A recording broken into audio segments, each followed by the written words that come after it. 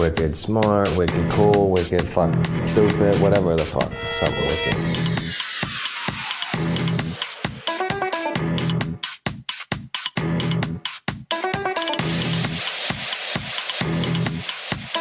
This is our fucking city. And nobody gonna dictate our freedom.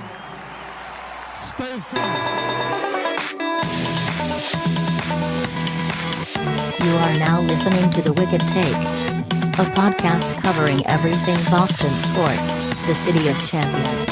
From the Bruins, Celtics, Patriots, and Red Sox. Here are your hosts Jordan Moore and CJ Kilpatrick. Welcome back to the Wicked Take podcast, Boston's most beloved podcast, and that is simply a fact. I am your host, Jordan Moore, and in front of my face right here, he's in front of my face right now, in the speaker right in front of my face is CJ Kilpatrick. Oh, what's up? You're so funny. Today is August 23rd. This is the first episode of Season 2. 13th episode overall. Be sure to follow us on Twitter and Instagram at Wicked Take for articles, podcasts, Boston news, giveaways, and so much more. Yeah, so CJ is one of the new co-hosts. We might add some, we might subtract some, depending on how CJ does. You know, this is his interview podcast, so no, I'm just kidding, CJ. But yeah, so basically we're gonna do 12 episodes for each season here on the Wicked Take podcast. So we'll say that this is the start of the second season. So we've been going since January. So that's a pretty good time period to start things off with. We're kind of gonna go into like a new direction. We have new crew members, and we're gonna talk about the same topics, of course, Boston sports, the city of champions. But we're also gonna kind of have more statistic stuff, kind of more comedy stuff too. So stay tuned for that. Don't forget to subscribe to our new YouTube channel by simply searching Wicked Take, and subscribe to us and leave us a review on iTunes. And everything you need to know about this podcast episode, including the rundown topics and what time we talk about each topic, can be found on the description of this episode. So let's get into it. We're going to talk about the Red Sox, obviously. They're hot, but they're not hot. They're good, but they're not good. They're great, and they suck at the same time. So this season is kind of really weird. And then we're going to talk about the Patriots. They look good in the preseason. We're not going to talk about the Bruins or Celtics right now just because I still think it's too early. But Jason Tatum and Marcus Smart seem to be shining on Team USA right now. And then some bad news for the Bruins is that Charlie McAvoy, probably the top defenseman for the Bruins, still isn't signed. But CJ, let's start off with our first topic, and that is the Red Sox. You had to start it off because I have so much to say, but so little to say at the same time. I don't know. It's definitely been a tough season for you guys. You know, you hit that. No, hold on. Before we start, I just have to let everyone know that CJ is not a Boston sports fan, but he has agreed to come talk about Boston sports with me because, you know, that's what we're all about. We're all about non-bias. So like me being extremely biased, it kind of outweighs everything. So, CJ has been kind enough to talk about Boston sports. I mean, like, CJ, like, you can't really blame yourself for wanting to talk about a winning team, though, because, like, the Orioles and Ravens, like, come on, dude. Like, I don't really. You only got me with the Orioles. The Ravens will be okay. I actually have them winning their division, so. Yeah, we'll see. But with the Red Sox, like, it's just a weird season. You essentially have almost the same team from last year, but, you know, you started off rocky, and then you would go on a stretch of winning baseball, and then you'd go on another rocky stretch, and then you'd stretch of winning baseball. And so, like, you guys just won 5 in a row, I think, the other day, and then you lost to the Phillies in a 2-game series, right? Yeah. And then You just beat the Padres, and you just had a walk-off game. Well, we just. What'd you say? You're winning right now against the Padres. Yeah, we're winning right now against the Padres. 3-0 in the top of the second. So I'm probably gonna fall asleep by the end of the game. So I don't really like these West Coast things, but yeah, I hate that because the game started like 10, and so by the time they're over on the East Coast, it's already 1 o'clock. Yeah, like why wouldn't you just start this game at like 5 there? Yeah, and, like that's a reasonable time period, you know? Because then it's 8 o'clock on the East Coast. But whatever. Yeah, whatever. But yeah, we keep saying this, and like every podcast, I try to say this. I am just this Red Sox team is so bipolar. I get my hopes up, and then they just fall, they just crumble, and then they get my hopes up, and they just crumble. Like right now, like they're winning 3-0 in the top of the second, and we just walked the Royals off in 17 minutes in a 17-minute game. Like hell yeah, I'm pumped. And then I got to look at the standings, and we're 7 out of the wild card. Do you think that, like, there's some shot that the Red Sox can make the playoffs? I think there is a shot, and it's obviously why they play the game. But if you look at your remaining schedule, you have this like the 6th hardest schedule remaining, which is definitely something that plays into it. I mean, I'm looking at it. I mean, the good thing is that you still have games in division. So you still have the Rays, you still have the Yankees for a 4-game, and the Rays for a 4-game. But like 7 games is a lot to make up in like 20, 30 games left, right? They have a West Coast road trip right now that's 8 games, and then after they get back from that, they have 25 games left, so about 30-something. Yeah, or 33. Bad math. But, yeah, so 7 games is going to be tough to make up in 33 games. Because what you're saying is even if you went 33-0, you would need – who's the second wild card? Is it the Rays? The Rays are the second wild card right now, and then the Indians are only a half game behind them. So you're also battling the Athletics too. So if you went 33-0, you would need either Oakland or Cleveland or Tampa to go at the minimum 26-7. CJ, why are you asking me? This is way too much math for me. I'm just saying, like, you, no matter what, have to finish 7 games better than whoever you're playing. So, just kidding. I just looked up I mean, basically you're right. Basically right now it's the Rays, the Athletics, and the Indians all tied for the wild card spot. And then the Red Sox are 7 games right now behind. So, realistically, you would need them to break even in their last 33 games. You need 2 of the 3 teams to go 15 and like 16 or 16 and 15, something along those lines. And then you guys would have to finish 22 and like 10 or something along those lines. Like, is it going to happen? Like, it could. Is it probably going to happen? No. But don't ever count out the reigning champs. Oh, I like what you just said. And I feel like every year, like, kind of transitioning into the Patriots, but not really, because we're not done talking about the Red Sox. But every year, Tom Brady comes back, and every year people are like, this is the year he goes downhill. This is the year he goes downhill. This is the year that they get dethroned to the top of the division, and every year they win the division, and every year they make the playoffs, and almost every year they make it to the Super Bowl. So CJ, you're the counting champs or the reigning champs. CJ, you are making a very, very good impression for your interview podcast. This is very good stuff. I'm telling you.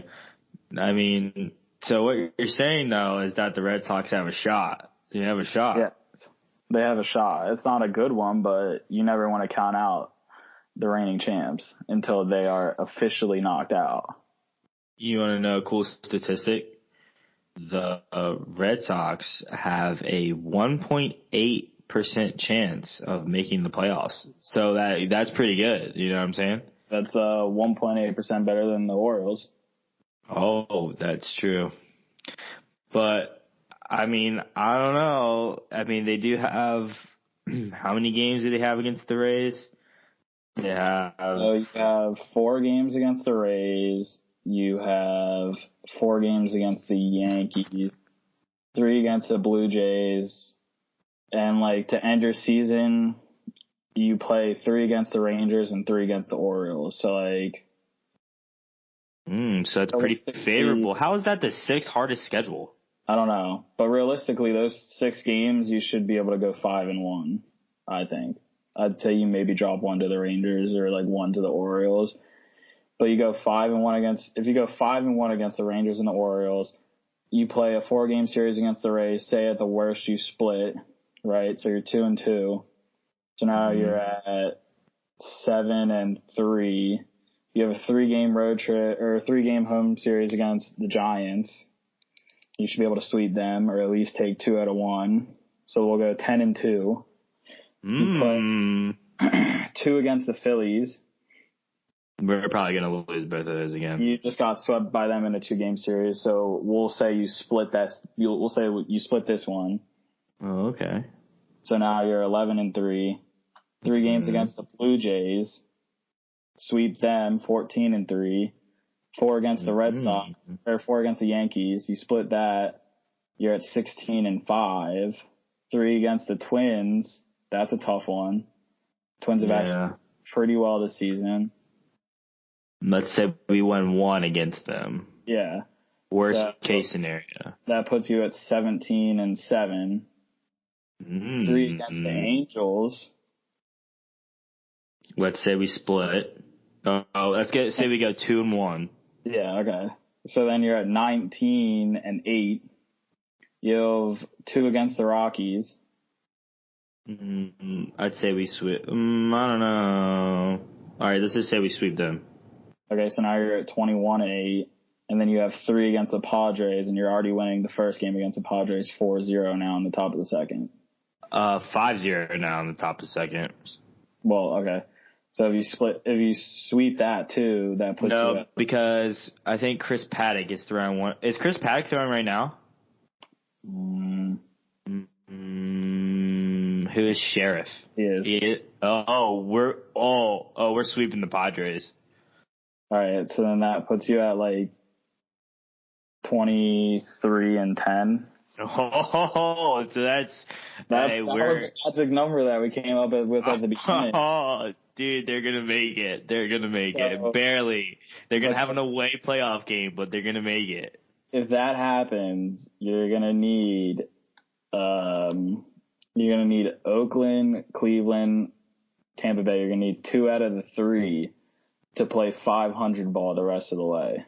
All right, well, in my opinion, I think the Rays are done. I think they're falling a lot. I think the Rays have they're in the slump, and I think they're gonna fall. So I mean, yeah, we're gonna have to catch the Rays, but I feel like we need to worry more about the Athletics. And the Indians, we just took 2 out of 3 from the Indians, and so they're kind of slumping.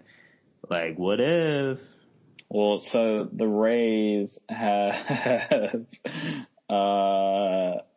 they have 2 more games against the Orioles. Fuck.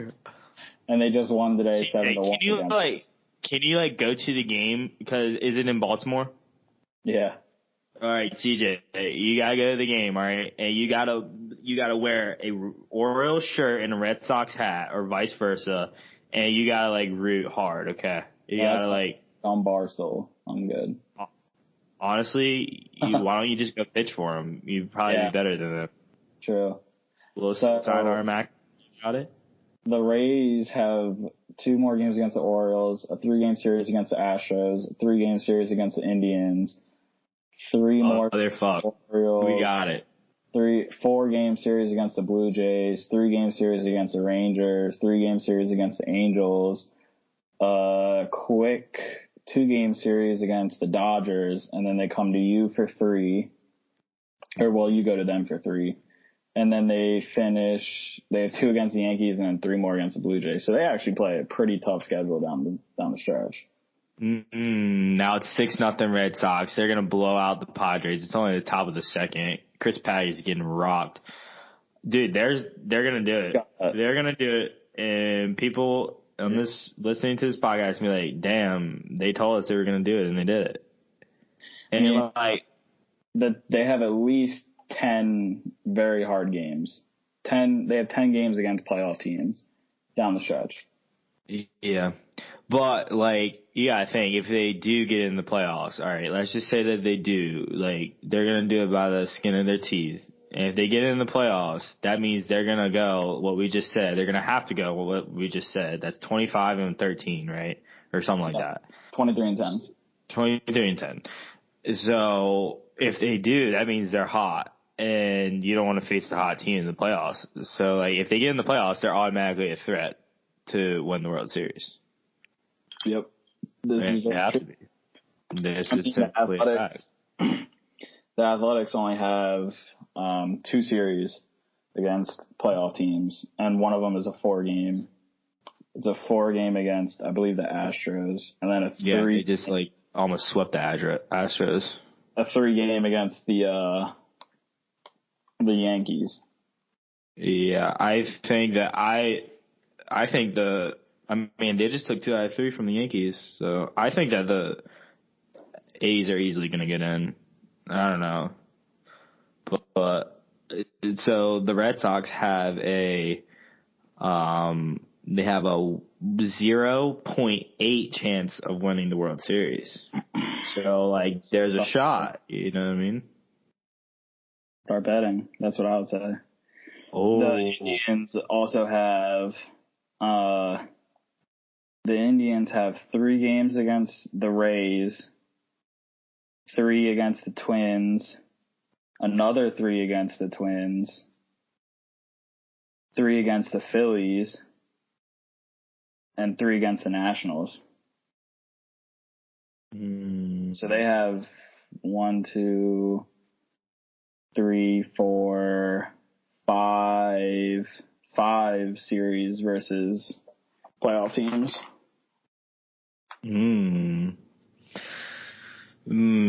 I'm telling you, I think the Sox can do it. I think they can do it. I think that they could. They've got to be. So today is what, the 23rd? Mm-hmm. You've got to be within 3 games with 15 games left.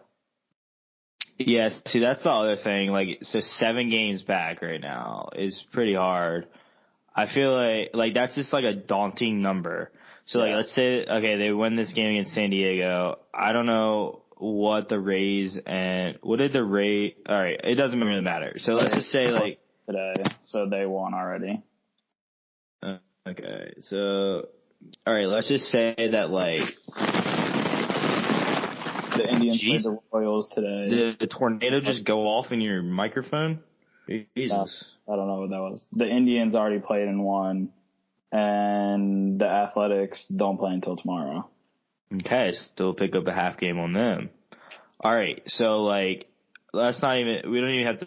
All right, the big thing we need to look at is the number of games. I feel like once you get at that 4-game threshold, the 4 games is the plateau. Cause that's oh shit, I can do this. Yeah. Right? That's only a week. You only need a week to make up 4 games. So yeah, I think you need to get to 3 to 4 games by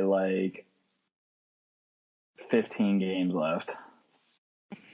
Okay, so if we do that, the last 2 weeks, if you can get to 3 to 4 games back, you've got a shot. I think that they have a shot. So, like I said, the 4-game is the threshold. They need to get that. You would have a really good shot, I think, because of the fact that, so with 2 weeks out, right? 2 weeks out is about mid-September. Mm-hmm. Mid-September, the Rays play a 2-game series against the Dodgers, Then they play a 4-game series against you guys, and then they play a 2-game series against the Yankees. So that's a 8-game stretch that they're going to be playing very tough baseball. There you have it. I'm telling you, the Red Sox have a shot, and they have a good shot at it. If they get rolling, like, they're either going to go out on this 8-game West Coast trip, and they're going to go out to the West and die, or they're going to go out to the West and find themselves. And who knows? We could still repeat. That's not off the table. So on a more personal note, I just want to tell you what happened the other day. So I'm at the Red Sox game. All right. So I'm at I went to the Phillies game one night, went to go get some student tickets, walk up to the line, they're sold out. I'm like, what the hell? Like, how are you sold out of student tickets? Like, it's the Phillies. I mean, like, yeah, they're a popular team, but like, I didn't think you were going to sell out. Didn't know that it was a promo game. They were giving away World Series rings from 2004, replica rings. So I'm like, shit. So just go to the bar, watch the game. That was Tuesday night. Wednesday night, go back to the game. And the Red Sox just looked absolutely horrific. They got out to a 2-0 lead, and then they just didn't score at all. We had a guy on third and second, 2 outs. Got 2 base hits back to back and maybe a double or something. And then Marco Hernandez was playing second base. He's hitting like 335.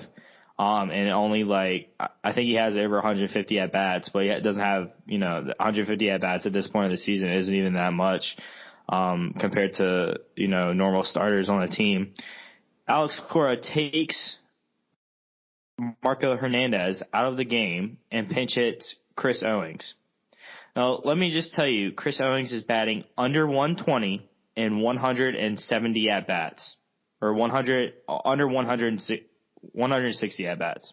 And CJ, here's an interview question. What do you think Chris Owings did with 2 outs and a guy on second and third? Go with strikeout. Wow, very good, CJ. So, yeah, the Red Sox eventually lost 5-2. So I just don't understand. I'm not trying to bash Alex Cora just because the dude has won back-to-back World Series with the Astros and now the Red Sox. But That's right. why? And losing coaches, not winning coaches. Yeah, that's true. Damn it, I didn't know you could do. We were supposed. Fuck. All right. Well. All right, I'm not bashing him, but what was he thinking? And do you think that he's managed this year differently than he has last year? I mean, just from an outside perspective, because obviously I don't really follow the Red Sox that closely. I pretty much only follow when they're playing the Orioles or when I come on major headlines. Yeah, but I don't think it's really been mismanagement. I think it's just as a collective whole, the Red Sox haven't performed as well as they did last year. I feel like last year everything clicked at the right time and everyone was playing well. And this year, you had the injury to Eovaldi at the beginning of the year. That didn't help. Chris Sale not pitching well at the beginning didn't help. To be honest, really none of your starting pitchers pitched well in the beginning of the year. Except for Eduardo Rodriguez. Your bullpen really hasn't been fixed. Yeah. And although since July 24th, the Red Sox have the 3rd lowest ERA bullpen ERA in the entire majors. That's kind of it's gone a month. Yeah, I really don't really know if I believe that. I feel like maybe some people at the MLB statistics headquarters, because that's definitely a place. What? Fake the numbers? Yeah, someone definitely likes the Red Sox and they're kind of padding the stats there. That's it. So exactly what they did. Yeah, I don't really know about that one, but that's what the statistics said. So, yeah. So I don't know. In my opinion, I kind of think that Alex Cora. He's. I feel like personally, I'm not trying to bash him, but I feel like he's managed different this year. Like, yeah, it has sucked because he has had so many injuries to deal with. Like Chris Sale's out for the rest of the year. Probably won't have him back. It's like Eovaldi at the beginning. You don't have Dustin Pedroia. He's probably never coming back. It's like, yeah, like it has sucked, and like guys weren't really performing at the beginning of the year. But like I kind of feel like he kind of panicked, and he's not as aggressive this year, and the team as a whole isn't as aggressive as they were last year. Like I think that's a perfect word. Just like, you know, from a pitching standpoint, I mean, hitting standpoint, their offensive numbers are way better than last year. So like that's not the issue, but it's just like pitching. I don't know. I feel like they don't come at hitters and stuff like that. Really but like killer instinct this year. Yeah. Yeah. And I feel like it kind of has rubbed off on Alex Cora. I mean, he's definitely not, I love him. I wouldn't trade him for probably any other manager in MLB, but it's just like, I kind of feel like he's managed a little different this year, but I don't know. It's probably just because of everyone's panicking, but, one more thing on the Red Sox. You want to know something funny that happened? So I was also at the game on Thursday. Yeah, I basically lived at Fenway Park. But I was at the game on Thursday. The weird, like, it started in the 10th inning. So like tickets were $5 for adults. Like kids could get in free. So it was basically a daycare there. It was like it was a daycare, and it was really gross. Like young kids, you know, like sneezing everywhere, coughing. Like it was really weird. So it was like a free for all because like all general admission seats were $5, and like you could sit anywhere. So I go and like sit in the sun. It's about 92 degrees, feels like 187 degrees. Yeah. But I'm like, I can't move from the seat because, you know, I'll never sit in these seats again, you know, until I get famous, and I'm more famous than the Red Sox. And like, yeah, they'll probably give me that seat. I'm like, damn, like I can't move from the seat. So, Jill, my girlfriend's with me. So I'm like, hey, like hot dogs are only $1 today. Like, go get us some hot dogs. So it's like $12.55. I'm like, go get us some hot dogs, and we'll eat hot dogs and watch the game. So she goes at 12:55. The game starts at 1:05. I'm sitting there. The game starts. They just like don't do a national anthem or anything. They kind of just like ran out on the field, and it's like the top of the 10th inning, and there's like kind of a big crowd. So like the Royals get out, and I'm like, oh shit, like she's still not back from getting her hot dogs. Like, what do I do? And I'm like, text her. I'm like, where are you? She's like, damn, the line's super long, so I don't really know what to do. I was like, all right, just come back. She stays there, waits in line, and gets 2 hot dogs. And so then the next batter, Christian Vasquez, doubles. She's still not back. And then Brock Holt comes up, and he hits a double down the left field line, and they celebrate and walk off, and I look to my right, and then there she is with the hot dog. She missed the entire 12-minute game, so she didn't see one bit of the game, but we got hot dogs. So I just thought everyone should know that. That sounds very unfortunate. If I was Joe, I would have been pissed. But I mean, like at the same time, he only paid $5 to go there. Yeah, so But basically paid like $6 for some hot dogs. Yeah. Yeah, I kind of felt bad, but at the same time, like the Red Sox won, so I didn't really care. That's pretty mean to say, but again, like I don't really care. So Should have at least like bought her a drink after the game or something. yeah, that's probably what a gentleman would have done. Yeah, not me. All right, let's talk about the Patriots. Let's move on to them. So they're 3-0 in the preseason now. From an outsider standpoint, CJ, what do you think about them? They've looked pretty good. I mean, there's not much that they really need to like show in the preseason, or honestly even really need to do in the preseason. I mean, really all that they're doing is trying to see if they can find some basically role players or players that may eventually need to step up into a starting role later in the season. Because pretty much I feel like everyone has a locked in role right now for the Patriots, except for Patrick Chung, of course. But you know, we gotta talk about that too.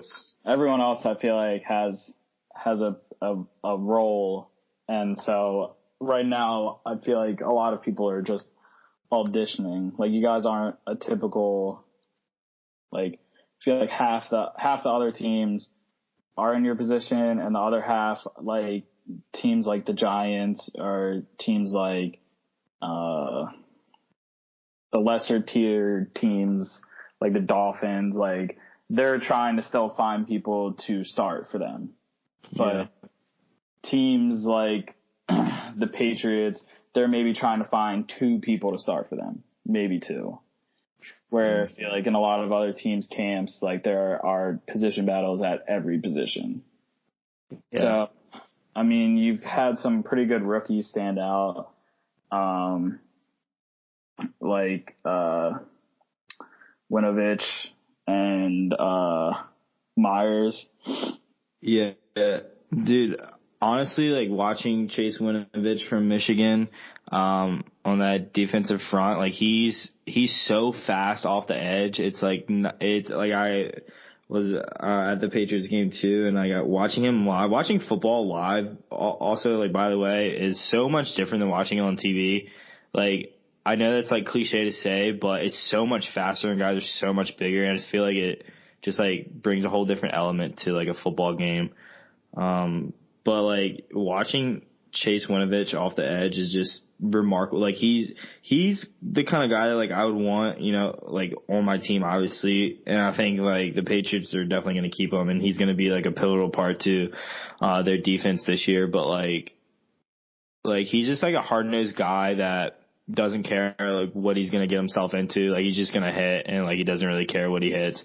I mean, like, he probably will get him in trouble throughout the year, but I don't know if he's going to start, but he's definitely going to make an impact this year for the Patriots. And then Jacoby Myers, for to add to their wide receiver core. He's from NC State. He's made a number of like diving catches. I think he made one hand catch like the second or first week.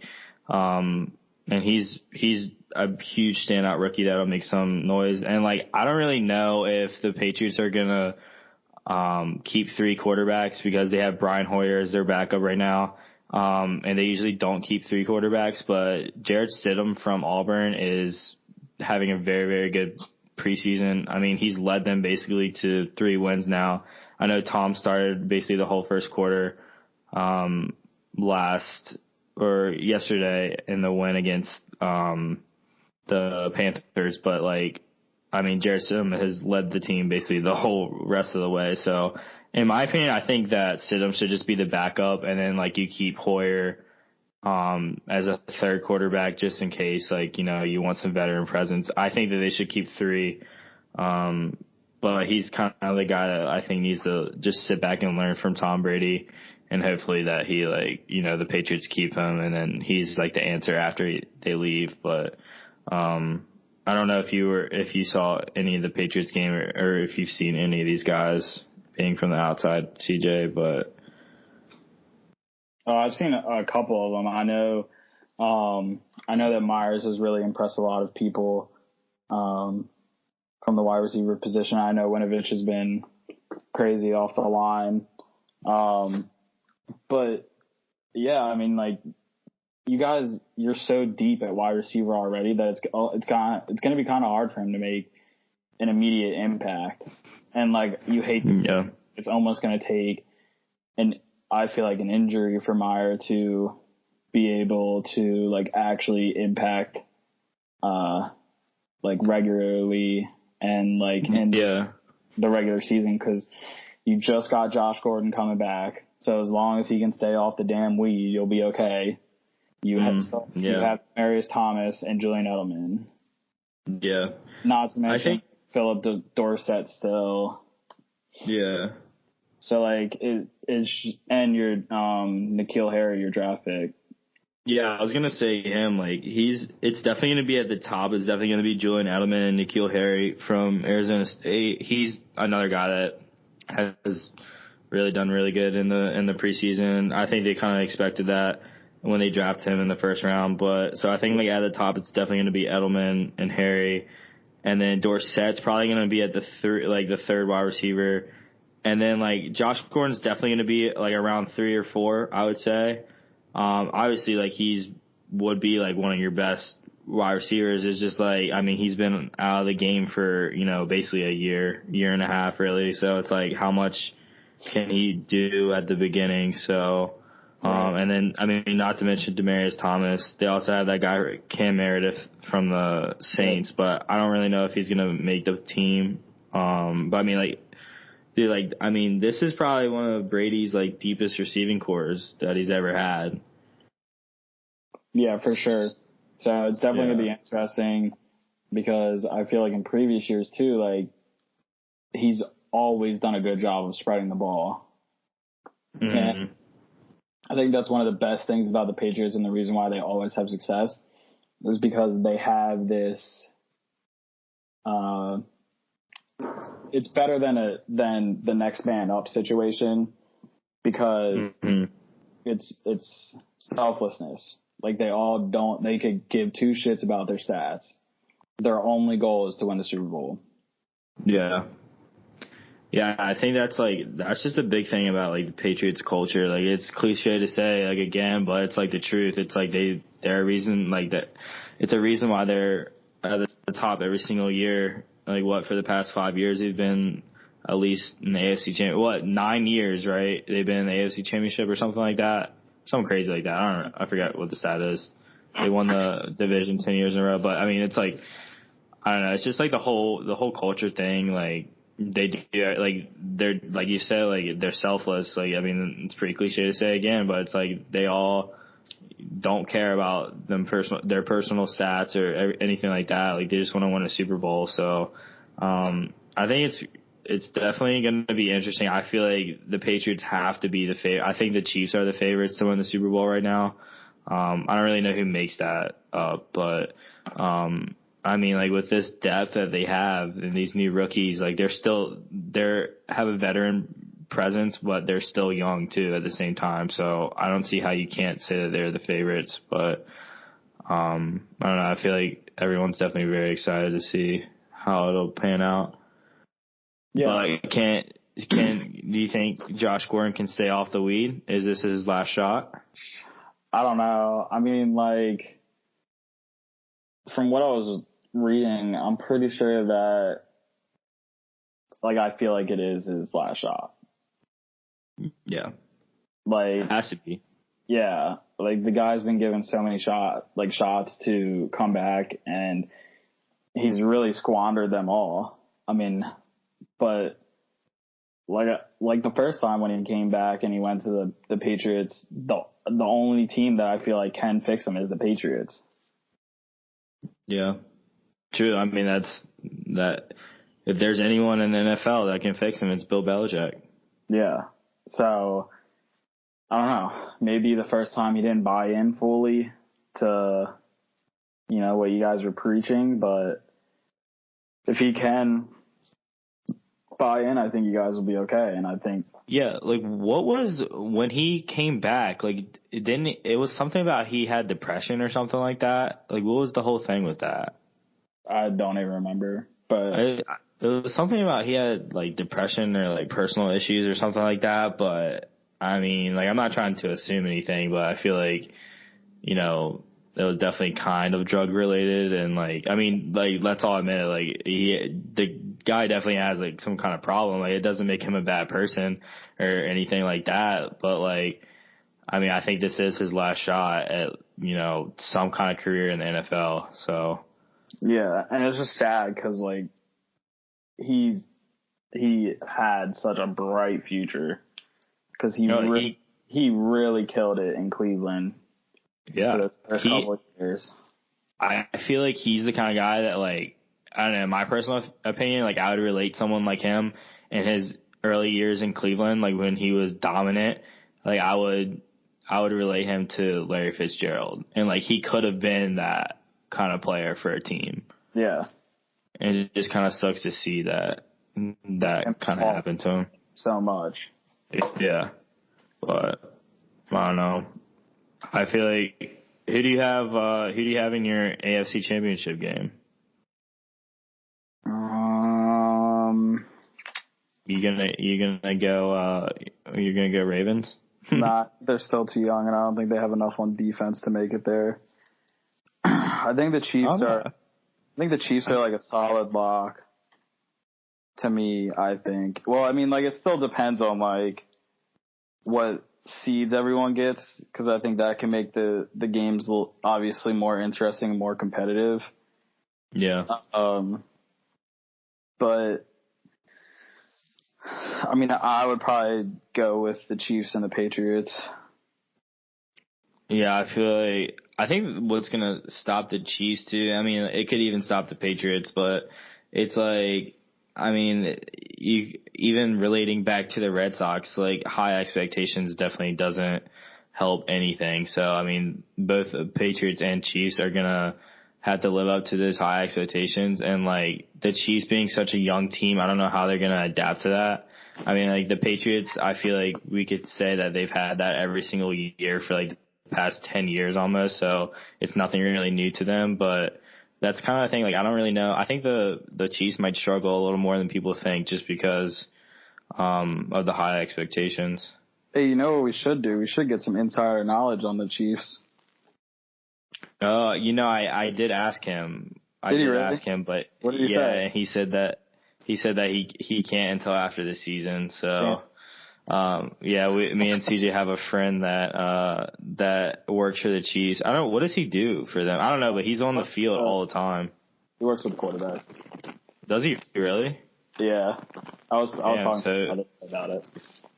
Yeah, so he's working with Mahomes every day. But yeah, he said in the off season he'll come on the pod, so we'll have a Chiefs insider that's actually inside of everything come on the pod, and we'll talk to him about that. But yeah, I mean, I don't know, it'll be interesting to see. Who do you have in, just for shits and giggles, who do you have in your NFC?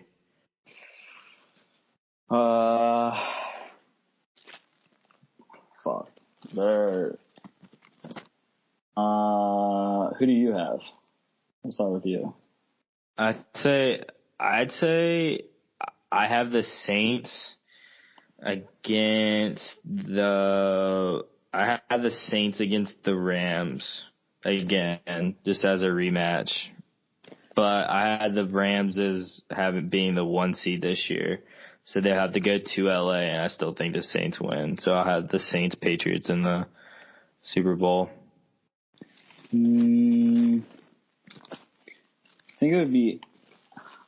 think the Saints are a good team, as long as they don't get screwed over by the refs again.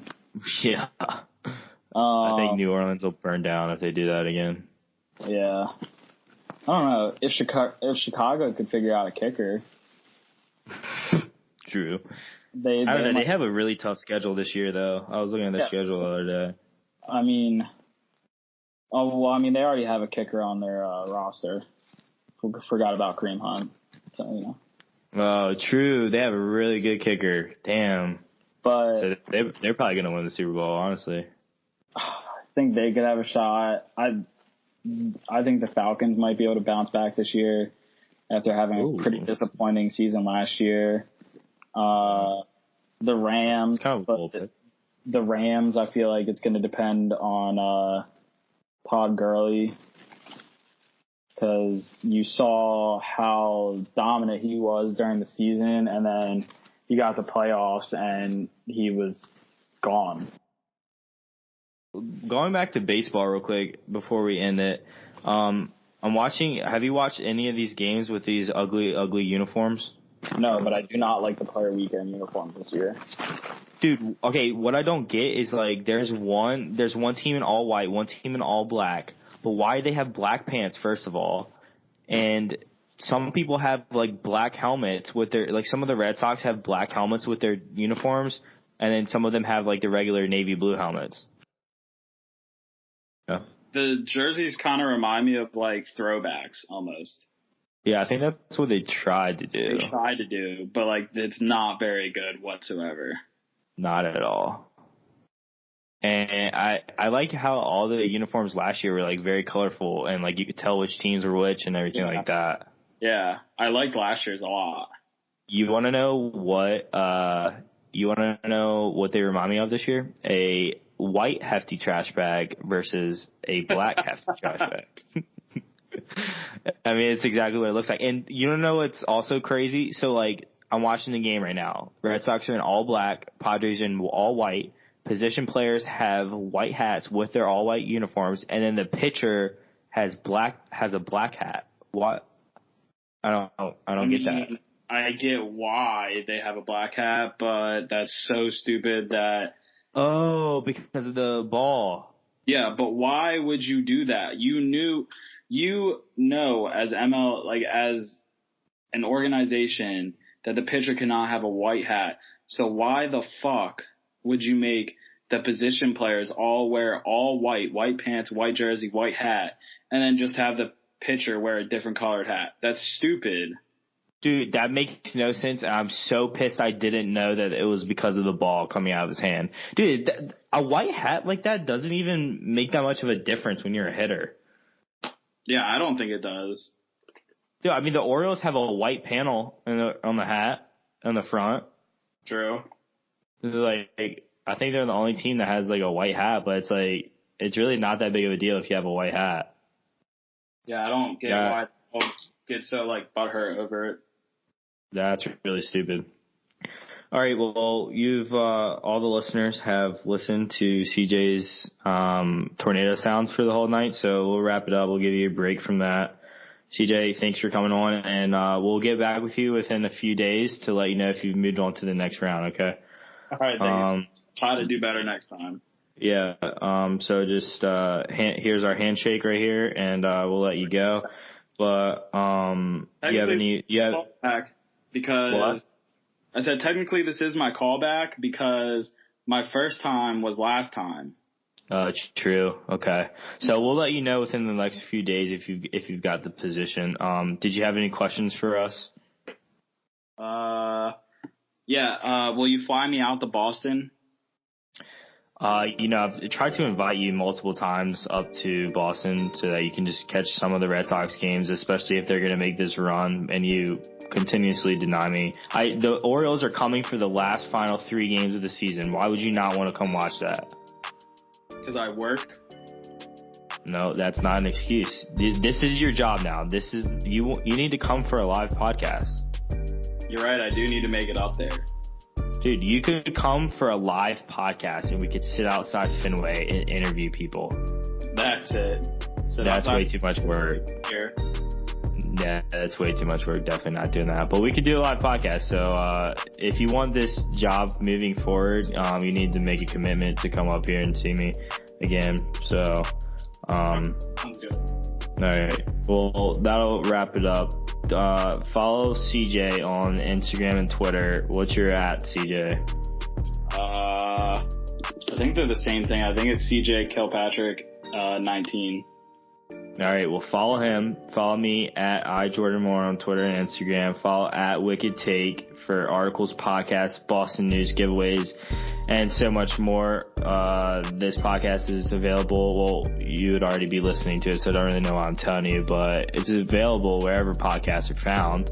And we have a new YouTube channel with cool edit videos and stuff like that. So check that out. And yeah, leave us a review and subscribe to us on iTunes. We'll see you next week.